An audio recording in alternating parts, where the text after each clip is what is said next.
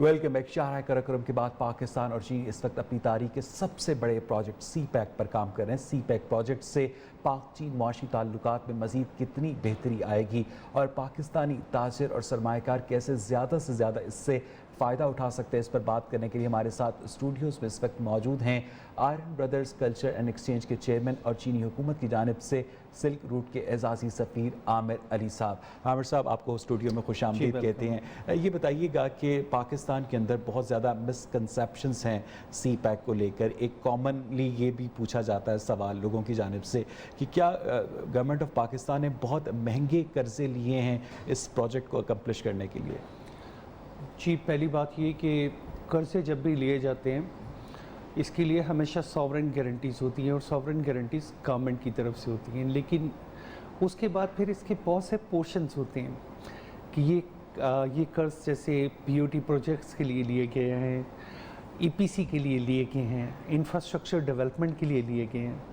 उन्होंने आपको जितने कर्ज़ दिए हैं वो कर्ज़ इन शेप ऑफ कैश या ऐसी सूरत में नहीं दिए, वो इंफ्रास्ट्रक्चरल सपोर्ट की सूरत में दिए हैं और वो उनको हमने वापस जो करने हैं उसका भी एक पे बैक आइडिया है, पे बैक फार्मूला है कि जिससे इतने कंटेनर्स मूव करेंगे, इतनी रोड्स यूज़ होंगी, इतना रेवेन्यू जनरेट होगा, इतनी देर में रेवेन्यू जनरेट होगा, इतना मार्जिन है, उसमें ग्रेस पीरियड है।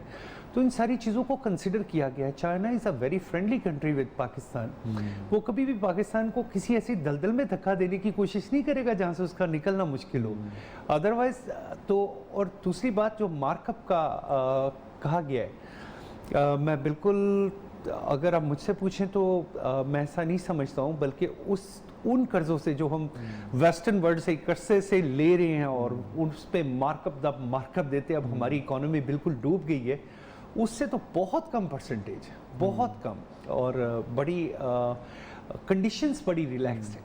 अच्छा आमिर साहब, आप क्या समझते हैं कि जो सी पैक प्रोजेक्ट है इसके असल सम्राट जो हैं, जो कि डिज़ायर्ड हैं government of Pakistan, government of China की जानिब से, वो लोगों तक कैसे पहुंचेंगे? अगर पाकिस्तान साइड पे बात करूं तो पाकिस्तान के लोगों पे ये सम्राट पहुंचने में अभी शायद 2 से 3 साल लगे। पहली बात यह कि यहाँ के लोगों को समझना चाहिए कि सी पैक है क्या। ये खाली रोड्स नहीं बननी है, ये खाली ब्रिजेस नहीं बनने हैं, ये खाली पोर्ट्स नहीं बननी, इसके बाद इंडस्ट्रियलाइजेशन होनी है, एम्प्लॉयमेंट जनरेट होनी है। फिर जब बड़ी फैक्ट्रियाँ टेक्नोलॉजी के साथ मूव करती हैं तो वो अल्टीमेटली ये नहीं होता कि ये चाइनीज़ कंपनियों की एक्सपोर्ट बढ़ रही है, but it is from Pakistan. इसका मतलब ये है कि पाकिस्तान का फॉरेन एक्सचेंज रिजर्व्स की परसेंटेज भी बढ़नी शुरू हो जाती है। तो मेरा ख्याल है कि अभी लोगों को इसे समझने की बहुत ज़रूरत है। मेरी जब आम पब्लिक से बात होती है, बल्कि ख़ास पब्लिक से भी बात होती है, और तो उन्हें मैं महसूस करता हूँ कि दे नो नथिंग अबाउट कि इसके सम्राट नीचे ट्रिगर डाउन जो इसके बेनिफिट्स हैं वो कैसे होंगे। यहाँ तक कि मैं बहुत से बड़े मशहूर एंकर्स के बारे में भी जब उनसे बात करता हूँ, देखता हूँ, तो वो इकोनॉमी एक और चैप्टर होता है, लेकिन पॉलिटिक्स में बात करना एक और बात होती है। आप ये समझें कि वहाँ पे इकोनॉमिस्ट्स को बैठना चाहिए, वो आके डिस्कस करें, वो आके बताएं हमें कि इस पे कैसे। अच्छा, जो पाकिस्तान के कंजर्वेटिव्स हैं आमिर साहब, वो ये समझते हैं कि अगर ये सी पैक अकम्प्लिश हो गया तो पाकिस्तान की जो लोकल इंडस्ट्री है, सर्विसेज सेक्टर है, एग्रीकल्चर है, वो मार्केट कम्पेटिटिव नहीं रहेगा। ये एक बहुत बड़ा सब्जेक्ट है जी, ये 1-2 मिनट में इसका जवाब देना बहुत मुश्किल है, लेकिन मैं ट्राई करता हूँ। ऐसा कभी नहीं होता है। अब चाइना दुनिया में सबसे बड़ा होम अप्लायंसेस का एक्सपोर्टर है, लेकिन चाइना सबसे बड़ा इंपोर्टर भी है। किससे?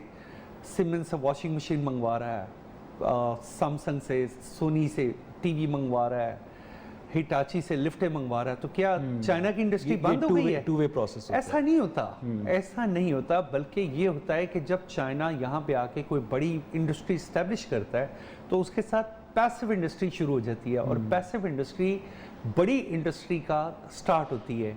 कभी भी बड़ी इंडस्ट्री एकदम से नहीं लग जाती।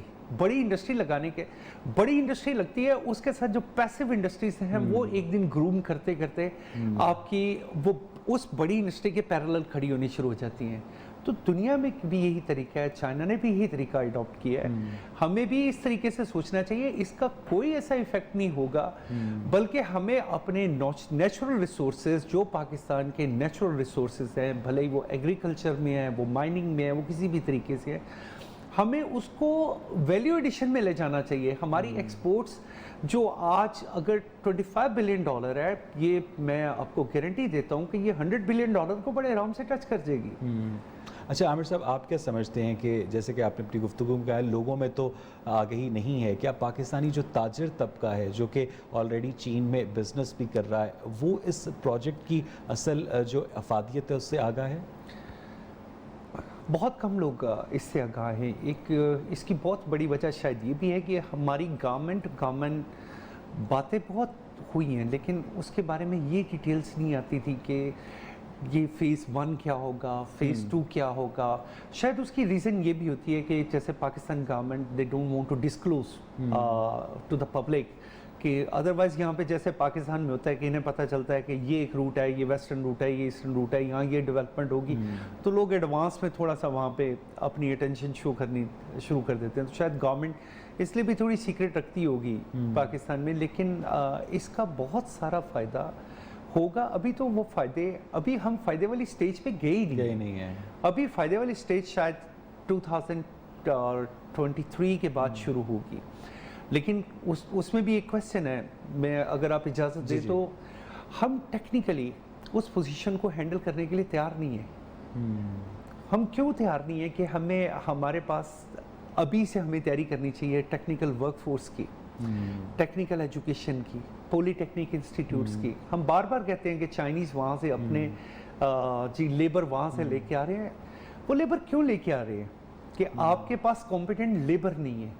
अदरवाइज एक बिजनेस ओरिएंटेड कॉर्पोरेशन कोई भी हो पूरी दुनिया में, वो सिर्फ एक चीज़ देखते हैं कि हमारा प्रॉफिट क्या है। और जो कॉम्पिटेंट लेबर है वो ब्रेन ड्रेन के ज़रिए पाकिस्तान से बाहर निकल रही है, और जो कॉम्पिटेंट लेबर है दैट इज़ क्वालिफाइड लेबर। लेकिन एक और लेबर क्लास है, जैसे मैं आपसे जिक्र करूँगा कि हमारे प्लम्बर्स हैं, हमारे ड्राइवर्स हैं, हमारे हैंडीक्राफ्ट के काम करने वाले हैं, जैसे जो है एयर कंडीशन टेक्नीशियंस हैं, तो they are also a labour, they are also skilled labour.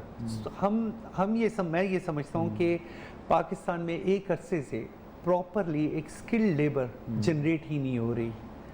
हम लोग एक और तरह के माइंडसेट से एजुकेशन को ले रहे हैं।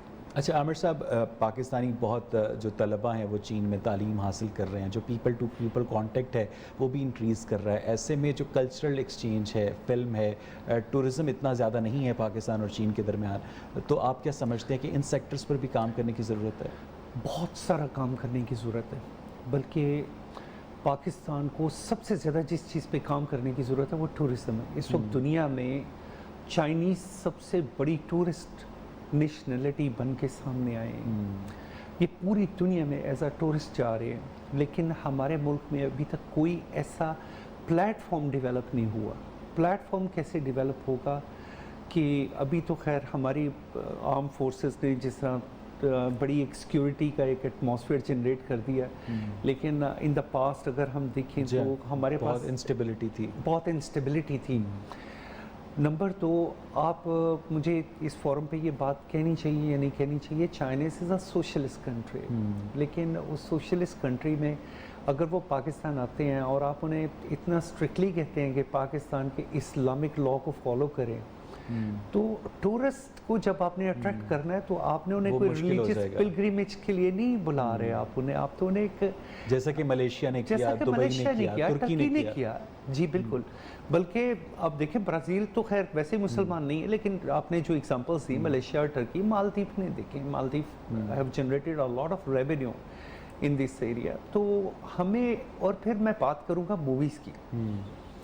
एक हमारी मूवी थी, मेरा नाम है मोहब्बत, शायद चाइना में ब्यूटीफुल शायद 30 साल चली, अगर एग्जैक्टली मुझे नहीं पता, 25 साल चली। ये वो वक्त था जब चाइना फॉरेन मूवीज़ को वेलकम नहीं करता था, लेकिन अब चाइना एनुअली 34 फॉरेन मूवीज़ को वेलकम करता है, उनकी ग्रेडिंग करता है, but the movie should not be older than 2 years, with in 2 years उसकी लाइफ होनी चाहिए। चाइना खुद बहुत सी मूवीज़ प्रोड्यूस कर रहा है। चाइनीज़ एक बहुत अच्छा स्टेट ओन्ड ग्रुप जो कि मेरे साथ इन कांटेक्ट था, वो मुझसे ये चाहता था कि मैं पाकिस्तानी मूवीज़ को चाइना में लेके जाऊँ, वहाँ पे पाकिस्तानी मूवीज़ की एग्जीबिशन सबटाइटल्स के साथ विद चाइनीज़ सबटाइटल और एक एक्सक्लूसिव जो है वो मूवी शो हो पाकिस्तान मूवीज़ का। तो उसके लिए बस कोशिश कर रहे हैं। कुछ हमें पाकिस्तान गवर्नमेंट की तरफ से भी कुछ थोड़ी सी सपोर्ट चाहिए, कुछ मॉरल सपोर्ट चाहिए सबसे पहले तो। फाइनेंशियल सपोर्ट्स तो अदर साइड पे चली जाती हैं, मॉरल सपोर्ट चाहिए हमें। तो अब मुझे एग्जांपल देते हुए ये नहीं है कि हमारे नेबरिंग कंट्री ने 5-6 फिल्में ऐसी हैं जो हिट की हैं वहाँ पे और बिलियंस ऑफ RMB का बिजनेस उन्होंने वहाँ से पिक किया है, बल्कि टारगेटेड मूवीज़ बनाई हैं। जैसे मैं किसी और फोरम पे भी कहा था, चाइना को टारगेटेड मूवीज़ चाहिए जिसमें डेमोक्रेसी का जिक्र ना आ रहा हो, इलेक्शंस का जिक्र ना आ रहा हो, जिसमें डिस्क्रिमिनेशन का जिक्र ना आ रहा हो, डाइवर्सिटी का जिक्र ना आ रहा हो, जिसमें रिलीजियस जो किसी तरह का भी कोई एलिमेंट है वो इन्वॉल्व ना हो रहा हो। अदरवाइज मैं इसमें कहूँगा कि पाकिस्तान की एक मूवी जो थी खुदा के लिए शायद चाइना में बहुत हिट करती, लेकिन अब जो वर्ड्स हैं जैसे कि खुदा और इस तरह की मतलब believe when we talk about that they refrain to get this kind of movie.